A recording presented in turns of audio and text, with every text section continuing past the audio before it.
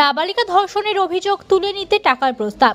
আপত্তি করতেই বাবাকে বেধড়ক মার, আহত বাবা আইনের দ্বারস্থ। নাবালিকা ধর্ষণের অভিযোগ তুলে নিতে বাবাকে টাকা দেওয়ার প্রস্তাব নাবালিকার বাবাকে। অভিযোগ তুলতে আপত্তি করায় তাকে মারধর করায় অভিযুক্তর এক আত্মীয়র বিরুদ্ধে। শুক্রবার হাসপাতাল থেকে সুস্থ হয়ে ফিরে বনগাঁ মহকুমা আদালত দ্বারস্থ হয়েছেন তার বাবা। বনগাঁ আদালতের সরকারি আইনজীবী সমীর দাস বলেন যে 22শে জুলাই নাবালিকা ধর্ষণের ঘটনা ঘটেছিল গোপালনগর এলাকায়।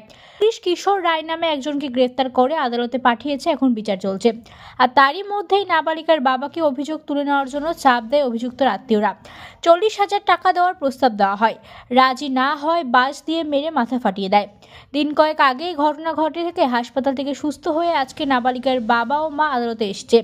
অভিযোগ জানিয়েছেন 22/7/2024 সকাল ওই 10টা নাগাদ ওই মেয়ে বাবা হসপিটালে এসেছিল চিকিৎসার জন্য। হসপিটালে এসে বাড়িতে তখন ওই বাচ্চাটা তার আর 11 বছর তার বাচ্চাটার বয়স ছিল, তাকে দেখে আর সে যখন তারা হসপিটালে আসে তখন বাড়িতে সে একা থাকার সুযোগে এই কেসের এই আসামি তাকে ওখানে যেয়ে তার ঘরের মধ্যে সেক্সুয়াল অ্যাসল্ট করে, তাকে যৌন হয়রানি করে জামা প্যান্ট খুলে।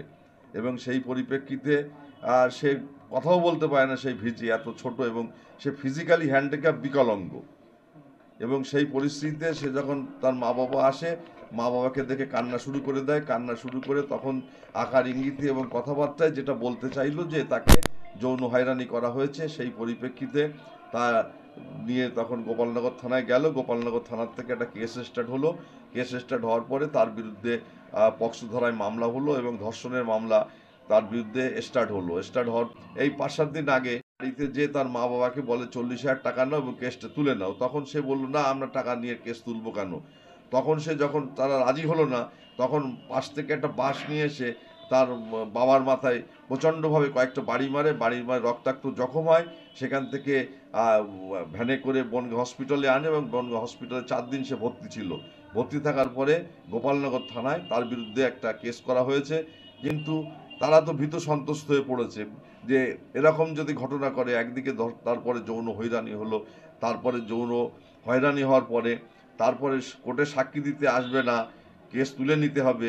এই পরিপ্রেক্ষিতে তাকে টাকার অফার দিয়ে যখন রাজি হলো না, এরা ভীত সন্ত্রস্ত হয়ে পড়েছে। এবং আমাদের যে সরকারের যে নির্দেশ রয়েছে, এবং আমরা চাইছি যে এই বাচ্চা মেয়েটা পরিবারটা খুবই গরিব, এবং তারা যাতে সরকারের তরফ থেকে যে ভিকটিম গার্ল হিসাবে তারা এককালীন ক্ষতিপূরণ 4 লক্ষ টাকা কিংবা 5 লক্ষ টাকা যাতে পেতে পারে, সেই ব্যাপারে আমরা লিগাল এড অথরিটি যে রাজ্য সরকারের যেটা আছে, আমরা সেটা আজকে প্রেয়ার করেছি এবং এর যাতে কঠিনতম শাস্তি হয় সেই ব্যাপারে আমরা আদালতে সাক্ষী সাবত শুরু করে দিয়েছি। প্রসঙ্গত গত 24শে জুলাই গোপালনগর থানার আকাইপুর গ্রাম পঞ্চায়েত এলাকায় শারীরিকভাবে অক্ষম নাবালিকা ধর্ষণের অভিযোগ ওঠে তার প্রতিবেশী কিশোর রায়ের বিরুদ্ধে।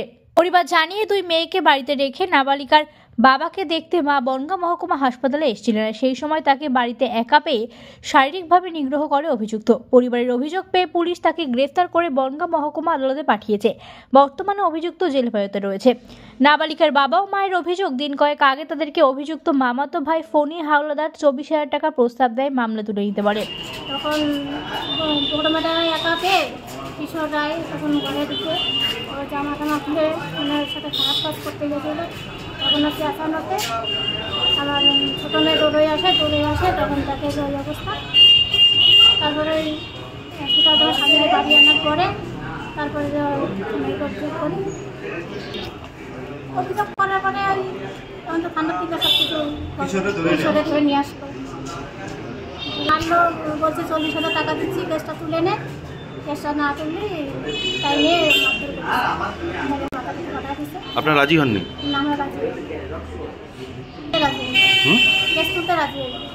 আপত্তি করাতে অভিযোগ, বাঁশ দিয়ে মাথায় মেরে নাবালিকার বাবার।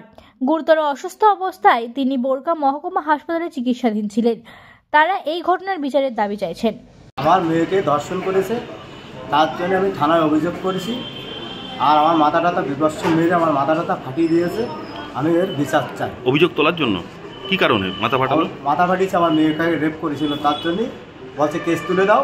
তার জন্য আমি কেস তুলিনি বলে আমার মাথা ফাটাচ্ছি। কি নাম তার?